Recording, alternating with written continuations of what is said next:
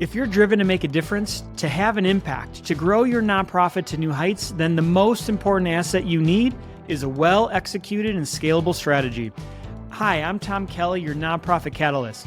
You may know me as the CEO of Cherished and Donor Books or the author of the $1 Million Nonprofit. What I help nonprofits achieve that gives them significant edge and a clear path to substantial growth is the ability to strategically fundraise and effectively engage their community. And that's what I'm going to share with you right here on the $1 Million Nonprofit Podcast. In each episode, I'm going to take you behind the scenes to reveal the strategies, techniques, and tactics of successful nonprofits so you can avoid common pitfalls and drive your organization forward. Welcome. I'm glad you're here. Welcome to the $1 Million Nonprofit Podcast, your guide to navigating the world of nonprofit growth strategies. I'm Tom Kelly, your host from Charity Auctions. Today, we are joined by Clare Staples, founder of Skydog Sanctuary and author of the book Wild Horses of Skydog, Blue Zeus, and Families.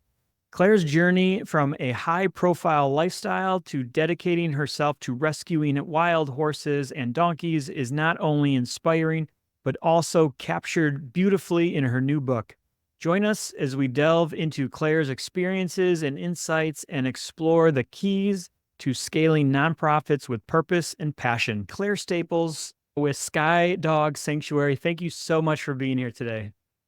You're so welcome. It's really nice of you to have me on. Thank you, Tom. So tell me a little bit about what inspired you to start the Skydog Sanctuary. So horses were always my first love. You know, they sort of got me through a difficult childhood. I was always running off to the barn to be around horses. I was a complete barn rat when I was growing up. I'd have my mom drop me at the barn until I got my own horse later on. I loved horses. I felt throughout my life, they'd come in and out of my life and kind of saved my life at certain points when I was in a dark place. And I turned 50.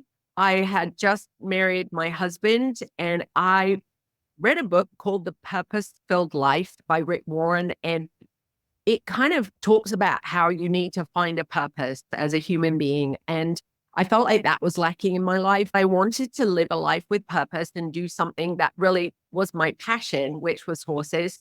And I started off just helping rescue a few horses. The first horse that I got, his name was Buddy, and he was a branded BLM Mustang. And he was just the most extraordinary horse. And I think he led me down this path of starting a nonprofit, because as I dug deeper into the plight of the American Mustang, I realized how many were in need. And we rescued quite a few horses to my ranch in Malibu. And that took us all the way up to Oregon to a 9,000 acre ranch, which we now call Skydog Sanctuary. And I started slowly building the sanctuary, rescuing horses, and started my nonprofit. We moved to the ranch in August. I had my nonprofit status by October, and we started fundraising. I had very few followers and we were tiny, but that's how it all began. And what year did you guys form the Skydog Sanctuary? We formed in 2016, towards the end of 2016. I had gone around and visited a lot of other nonprofits and sanctuaries and learned a lot about Mustangs from the 7 that I had privately. And I just threw myself into setting up the ranch, rescuing horses, and building our social media, which became a massive part of our fundraising efforts and our growth. So they were the things that I focused on. In fact, we have a dual mission statement. 50% of our mission statement is to help at-risk Mustangs and donkeys, and the other half is to educate and raise awareness for the wild horses. So it became a huge part of what we were doing. I just told their stories. Every horse that we rescued, I just told their stories and really helped people emotionally connect with them through social media. And then that would prompt them to donate when we were rescuing another horse. And that slowly grew. Never in my wildest dreams did I think we'd grow as big as we have now. But back then I was just putting out the stories and filming and taking pictures of the horses and donkeys, and grew little by little, really, in the first year or two. And so how, you said you have a very big social media presence. Like, how big has that grown since 2016? Oh my gosh. I mean, it scares me sometimes because we have over 1 million followers just between Facebook and Instagram, which is extraordinary. But then I'll see, sometimes I go in and look at the insights and see that a video is being shared and seen by 7 million people or 10 million people. And it's extraordinary. And as well, when we're fundraising, even last week, we fundraised for 2 new horses. And we have a volunteer that's kind of tracking the fundraising. And she's like, you've had donations from Hong Kong and Australia and Sweden and the Netherlands. It never fails to blow me away. Like even in comments, I have to use the translate button a lot because they're writing in German or French or Spanish. And, they're in Argentina and all over the place. And it just blows me away that these horses that we've rescued are, affecting people worldwide, and people are donating worldwide. And that's entirely down to Facebook and Instagram. And, the reach of those platforms is extraordinary. And, advice for a younger nonprofit, like what were the steps or what can you contribute the success of the social media growth to? I think looking at ours, and obviously, nonprofits can be all kinds of different nonprofits, but we have just really relentlessly told the story and had an enormous amount of transparency from the beginning in terms of, like obviously we rescue a horse and they look in a certain condition. They're obviously in really very bad shape often when we rescue them. And I think for people watching the transformation of these animals from, being in a terrible place to coming back to life and health and watching the light go back on in their eyes and their journey, I think it affects everyone emotionally because, I think there's so much good in so many people that, they want to be on the right side of this and they kind of witness the cruelty these animals go through. And then to be a part of their rescue and then their continuing journey is, I think it's very meaningful to them. And, that's really what we've done. I think we've used Facebook and Instagram entirely as a fundraising base from the beginning. I watched other nonprofits do that, and our accountants can never understand it. They're like, well, when is your fundraiser for the year? And we've never really done that. We've never applied for grants. We just literally reached out to people. I'll tell you, one of the biggest things that made a massive difference for us was actually getting our first story on the dodo, which is an animal they tell feel-good stories about animals. And they have a massive following. I think they have over 10 million followers. And they would just write to us and say, could we use your footage to tell this story? And they do this beautiful way of putting together a 1.5-minute video. That would bump our following up by 10,000 people, all of whom were animal lovers or horse lovers. And that built our following. Certain rescues we did in the wild horse world, it's very strange, but there are photographers that go out on public lands and take photographs of these beautiful wild horses, and they have names and they have families. From that, we rescued a horse called Goliath, who was very famous in the wild, and we reunited him with his lead mare, Red Lady. Tons of people came to us because of that. So that kind of bumped up our following a lot. Every time our following raised, our donations raised, because the next time we were rescuing a horse, they would participate and donate. We don't have a massive organization boosting us up. We have thousands of people each giving $5 and $10 and $20. I think that is really meaningful. We're not corporately sponsored or anything. We've never done anything like that. We really are social media based, and that's how we've built. And we've been able to kind of track that. The more followers we get, the more donations. So we feel safe in rescuing another horse. But we've also built this platform up on Patreon, which has been a game changer for us, as it's a paid platform. So people can sign up at $2, $5, $10, all the way to $1,000 a month. And through that brings in donations. We put a lot of behind the scenes videos on there. They get things first. So when our coffee table book came out, it was offered there first because we only had a limited number of the special edition. And so they feel special. And that, just through a lot of people on there giving a small amount, we bring in an enormous amount of money monthly. So that was a game changer for us in donations and building the nonprofit. I also think you hit the nail on the head with telling of the story and showing kind of the journey, because I think a lot of people They want to see like where the horse, where the struggle was at the beginning and all the way through to the success. Is almost like watching a movie in real time. And I can see them really kind of buying into kind of the pulling at the heartstrings of like, oh my gosh, I can't believe this is happening. And I'm sure that that is the way that you tell your stories through your social media channels is really what's driving a lot of the followers. Absolutely. I agree.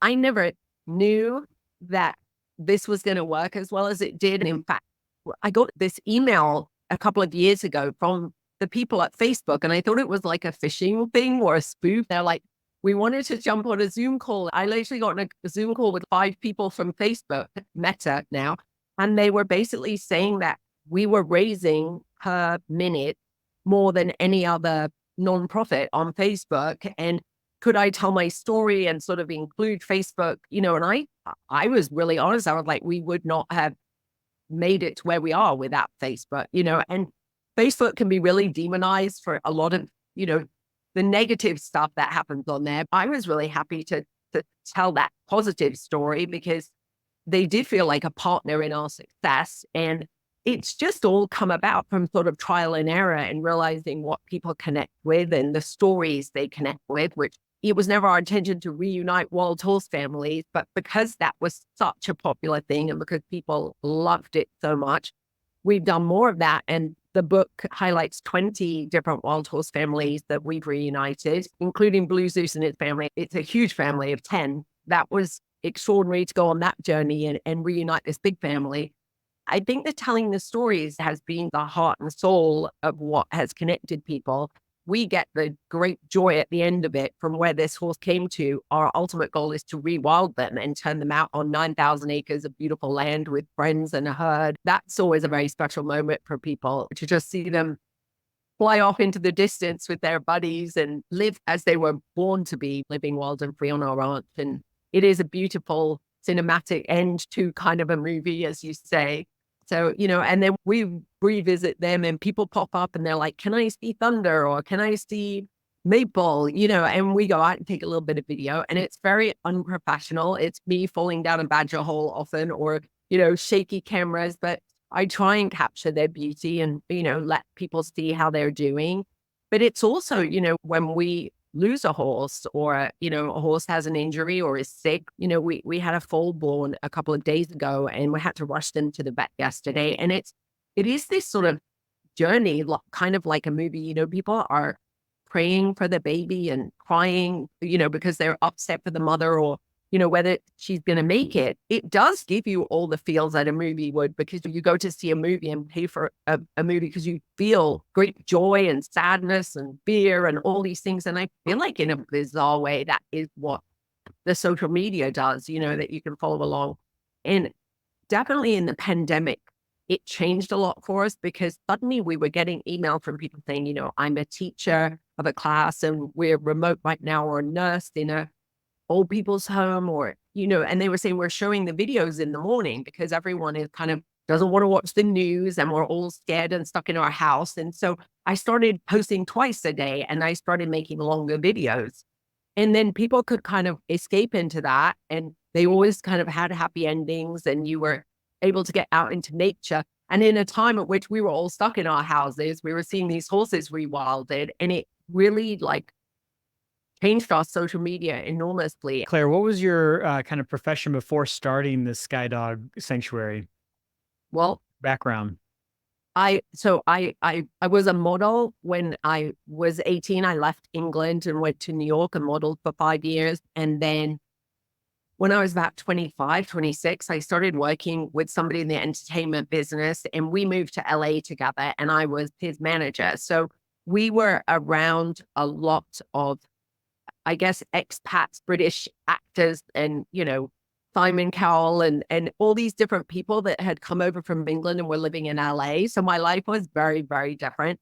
But in the same way, a lot of those people, when I was starting Skydog Sanctuary, would come over and we did this little thing, Stand with a Mustang. And the celebrity part of that was enormously, we got a lot of press from that. My friends were all very generous in kind of like my new crazy life of being a crazy horsewoman now. And they're very supportive of that. it's such a change from the first half of my life and what I want to do with the second half of my life. But, I just got to this point where I felt like all the things that is advertised that are supposed to make you happy and fulfill you, and they didn't. And, you kind of think, oh, when I'm that weight, or I get that Range Rover, or I live in this place, or I have that boyfriend, and none of the things really are sustainable. And ever since I started rescuing these animals, it is a joy that literally to look at these animals come back from where they were. It is just such a different kind of happiness, and it's so rewarding. And I love that other people share in that, and it's like night and day to what my life was. I mean, my entire life revolves around Skydog. I eat, drink, sleep. I get up in the night and I'm answering comments, but at the same time, I wouldn't change it for anything. It's such hard work. But when I go to bed at night and I collapse and fall straight to sleep, and there's something really rewarding about doing a hard day's work and having achieved something and being proud of what you're doing. And so I guess all of that. Well, it sounds like your passion for the organization, but then also your history of being around storytellers and being in the celebrity world where they're good at telling stories and getting a point across has really helped just with the social media following that's kind of also relate into donations and everything that kind of lead to the success of the organization. I think that's amazing. It is amazing. And it's been extraordinary because I've met all kinds of new people. I've put up a poster and said, can anyone help us save this horse? And I remember it was right in the first season of Yellowstone, and Kelly Riley, who plays Beth Dutton, is like, what can I do? I'll pay for the horse and the vet bills. And you just think, how could that happen, that someone send a message on social media and be able to kind of connect with you like that, And so many things have happened like that. Last weekend, I was up in Oregon, and Kate Beckinsale, the actress, she was going through a hard time, and she was just like, can I come out and sit with a horse and be in nature? And so just like we rescue these horses and donkeys, they end up rescuing us right back. And I think it's been a really healing experience for the people that have come out here, And Zach Braff came out here and he was like, will you be on my podcast? And he's kind of obsessed with it now. He dove into our social media, knows the name of every horse. We're naming a goat Zach Braff for him. It's just been a funny journey, but I think the reach of our social media has helped a lot of that. So, that it is just, I hope it continues and that we can continue to save more and build everything more. Yeah. So over the years, what would you think was probably the most memorable rescue that you guys have completed? There are so many. There was a horse called Renegade, who was probably the favorite horse that I ever rescued. And he came to us, but he unfortunately passed away after 3 months. And we never really understood why, but we had rescued his entire family. And there's something beautiful about that story, because a lot of our family stories are kind of led by a patriarchal kind of stallion who everyone loves. But that family is now led by his lead mare, Lupine. So that was funny. That's never happened before.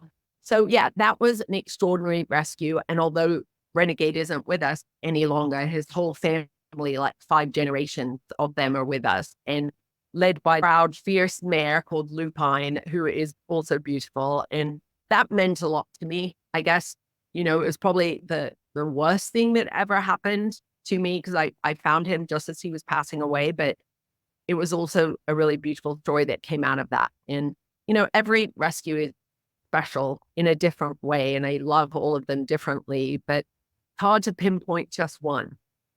Where do you learn or become aware of a rescue that you need to take part in? Well, nowadays, I probably receive about 20 emails a day or messages on social media pointing out every horse that's in a kill pen, like every Mustang, Mm. the slaughter pipeline, they'll pretty much be sent to me.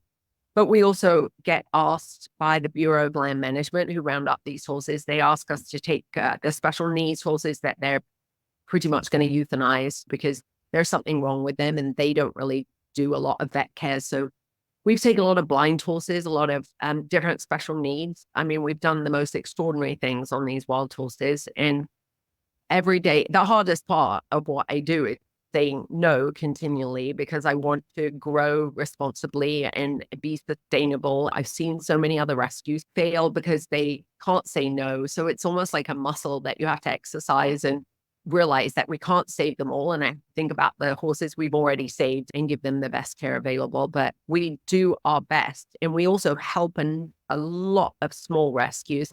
If they want to rescue a horse, but they don't have the funds, we'll pay for transport or we'll pay for the horse to get to them if we know they're a good rescue. So we are constantly paying it forward as well because we're very blessed and lucky to have the support we do. Our followers are very supportive of that. We have a fund especially for smaller rescues and we highlight them a lot and ask people to follow them and donate to them. So that feels good too, to be able to lift up other rescues if they're doing great work too. I love the fact that you can kind of pay it forward to the smaller rescues and help do the work that you just don't have the capacity to do. Somebody else does and can still get the work done that needs to be done.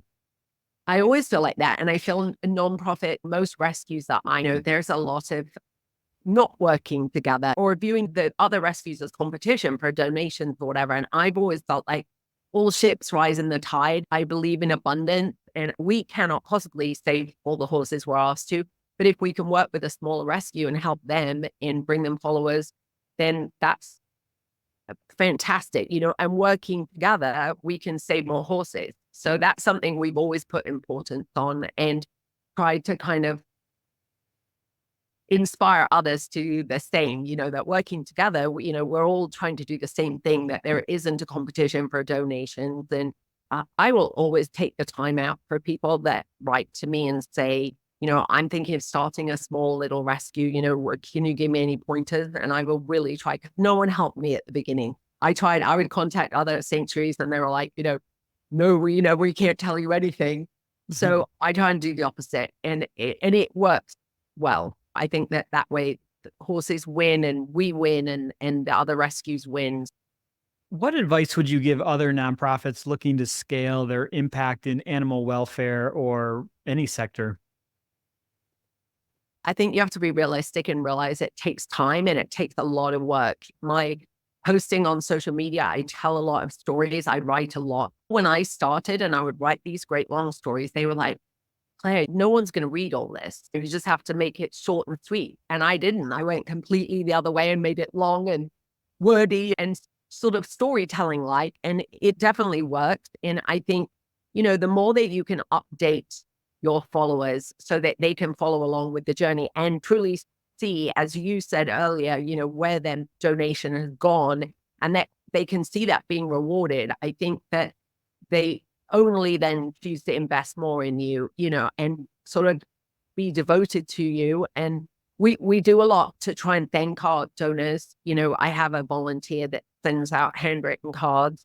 We try as much as we can to make people, like, I answer comments on social media when people ask questions, even if it's the same question 20 times, I will try and answer it because I feel like they feel, engaged and heard and seen and part of this whole thing, which they are. So, I guess it doesn't happen overnight. We're here at year 9, with the following we have, but I think to stick at it, and not to grow faster than your funds can kind of support, but just to keep chipping away at it. And, it's definitely doable. I didn't have some magic formula. I just, I would put 5 posts up and realize one of them did really well. And I would kind of do more of that, and include people. And with the Patreon, I think it is a real game changer. But I do this thing on social media, like I'll show the beginning of a story, but then I'll say, if you want to see them on, arriving at Skydog or follow along with their journey, and I'll take video on the whole and stuff. So people can go over there and feel really engaged. And, $1 or $2 a month isn't really too much to ask, but a lot of people doing that is extraordinarily, supportive. And it's amazing. I gave a little, I'm always like, no, that all those little bits added up to this horse getting here, this horse getting vet care. And I think that that's really wonderful. You get a lot of bang for your buck when you're donating here. You see a lot and you are involved a lot, and we love. Were there any, when you were first starting out, were there any struggles that you faced that you were like, what am I doing? Is this even worth it? What were those struggles and how did you overcome them? I definitely think any rescue, every rescue I know, whether it's dog rescue, parrot rescue, horse rescue, there seems to be, as wonderful as social media is, there is also the kind of negative of that and being attacked by other people that you've never met. And it's just extraordinary to me that in this world we live in, that's what they've devoted their time to doing, trolling people on social media. But that can be really challenging. And I've known rescues, people in rescue walk away from it because of that. And then, if you can't fundraise enough money, your animals are depending on that. So that's always a struggle. It's a massive responsibility knowing that your entire operation is dependent on public goodwill and continuing support. But, the first winter we were in Oregon, I nearly quit because the realtor had kind of said, oh, yeah, it snows, but it'll be gone in 2 or 3 days. And we had the coldest winter in Oregon for 40 years. It was 6 feet of snow and -15 overnight. I remember I was out feeding. I had this grand enthusiasm at the beginning and I'd be like, we're just going to build it and they will come, like Kevin Costner in Field of Dreams. I remember turning to my ranch hand one morning and it was -8 and I could barely speak. And I was like, they're not coming, are they? Just us. And sometimes it feels like that, it's just kind of me and a couple of people out there working really hard, but the wins are so wonderful that they keep you going, and for all the struggle and for all the hard work, I wouldn't change it for anything because it's good work and it's meaningful. And I think it means a lot to a lot of people. So that's rewarding. What inspired you to write the book? And, what are you hoping that the readers are going to take away when it's shared? It's funny. I'm not sure I would have. It was probably the biggest thing requested in comments was people, you should write a book, because I would write a very kind of beautiful post or something. And they would say, you should write a book and put all these stories in there. And I was always like, I will, whenever I have time. I had a Great Dane called Barkley who had been with me from the beginning of Skydog, and the book is actually dedicated to him. But I got a diagnosis that he had cancer and he would probably only live a few weeks.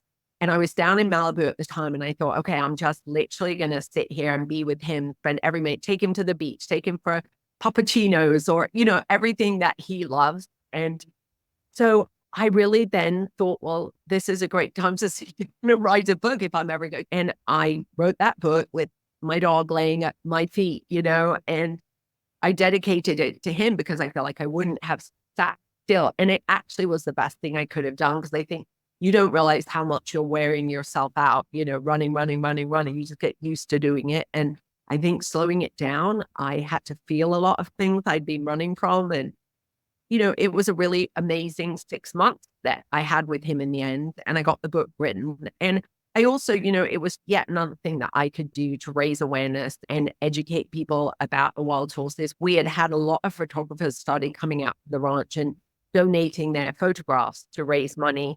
So that had become a huge thing. So we had these beautiful photographs. And, we have a photography site where people can buy prints, but we got to put the best of them in this book and tell the stories from beginning to end for some of these horses. And we're on book 2 now. That's why it's called Wild Horses of Skydog. So this year we're working on Wild Boys of Skydog and, all the boys that everyone loves so much, the most beautiful horses we have, and telling their story. And now I have Bailey laying at my feet. So it's kind of reminiscent of that. And I have to stay put a lot for him. He's a puppy. So maybe Great Dane helped me write this and forced me to sit down to do it, because it was a labor of love, but I loved telling their stories. It's like people are like, how do you remember all their names? Because we have over 300 and I obviously, they think I have a cheat sheet out there, but I'm like, well, no, I named them and I rescued them. So they mean a lot to me, and telling their stories was a joy because what I've done for years, but in a broader way and with these beautiful pictures. So it led to the book. Mm-hmm. What are some of your long-term goals for the Skydog Sanctuary? Well, we are right in the middle or on the verge of, hopefully, touch wood. I haven't actually said this on anything on our social media yet, but we're hoping to buy a new ranch. actually in collaboration with a huge conservation organization that came to us wanting to do something in the wild horse field. And we're like, where do they need help? And I'm like, well, more land, where there are so many horses in need and we can only take so many. And so we're hoping to do that.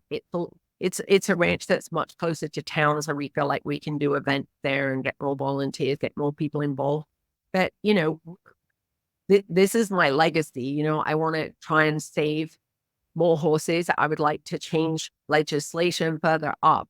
From now we kind of have a loud advocacy voice, and the Bureau of Land Management sort of fear us a little bit. We can at least push for change, for the way that these wild horses and burros are managed. And hopefully that will leave them in a better place than I found them, because I feel like each horse we save is an ambassador for all the 50,000 that have been rounded up and are sitting in government holding pens, being paid for by the taxpayer. So I think all the things that we're doing is building a voice, more outrage against the process of the way these beautiful creatures are treated. And in America, particularly, the Wild West was won on horseback. It was founded on horseback. We couldn't have got here without them. And, they've pulled our plows and taken us into war and everything that they've been partners with humans in. And I think we owe them a huge debt of gratitude. And I'm just trying to repay my small bit for all the happiness they've given me in my life.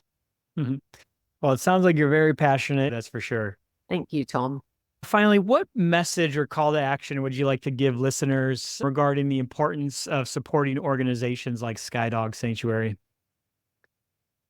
I feel like it's the greatest gift I've ever been given to do this. And I think for the people that follow us, it's probably the first time they've ever called their political representative or senator to ask them to take an action. It is scary, but they're the people supporting us. The rewards, when I go out on every morning, there are volunteers here helping us look after the horses. And these women are the most extraordinary. I'm in awe of them, and they inspire me because, they've got families and jobs during the week, and they come out here and help, pick up or groom a horse or, shovel sand. And there is something so rewarding about it. And I feel like, just like I say, all ships rise in the tide, I kind of feel like the more you give, the more you get back.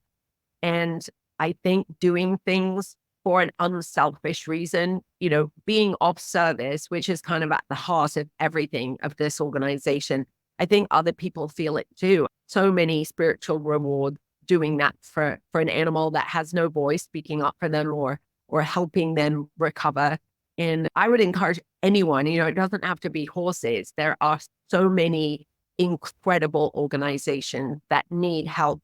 And we have remote volunteers that answer emails, that send thank you cards, that run our sponsorship program. And these are just the most amazing women who are, retired now, want to do something meaningful in their retirement. And they are extraordinary. And it takes a village. And I love all of the people in ours. And I feel like my story is that I look for happiness in all the wrong places. And in the end, I found it by being of service and finding a purpose. Well, Claire, this has been such a pleasure to get to know you and the Skydog Sanctuary. Thank you for all the work that you do. And I know it's going to be an exciting journey for the next several years. And I can't wait to follow along on social media and see where the sanctuary goes from here. Thank you, Tom. It's been such a pleasure talking to you. And I really enjoyed answering them. Good. Yeah, no, it sounds like an amazing organization. This was wonderful. Thank you so much for your time. Thank you for listening to this episode of the $1 Million Nonprofit Podcast. You're here. That means you're ready to take your nonprofit to the next level and make greater impact. Come visit me at realtomkelly.com/playbooks to download free playbooks that your nonprofit can use to start scaling to $1 million in donations, plus much more. Catch the new behind-the-scenes insights in the next episode, and until then, here's to the impact you will make. I'm Tom Kelly. Don't forget to subscribe, share, and encourage others to listen. 49 faces looked to him in triumph. Over the last 12 months, they had each taken turns and promoted his business for a week at a time, driving over $987,342 in revenue. What if you had a network of 50 centers of influence who promoted your business every week for a year? Grab your copy of the #1 Amazon best-selling book, The Ultimate Guide to Growing Your Business with a Podcast, at 33% off the Amazon price by going to ultimatepodcastbook.com. Again, that website for 33% off the Amazon price is ultimatepodcastbook.com.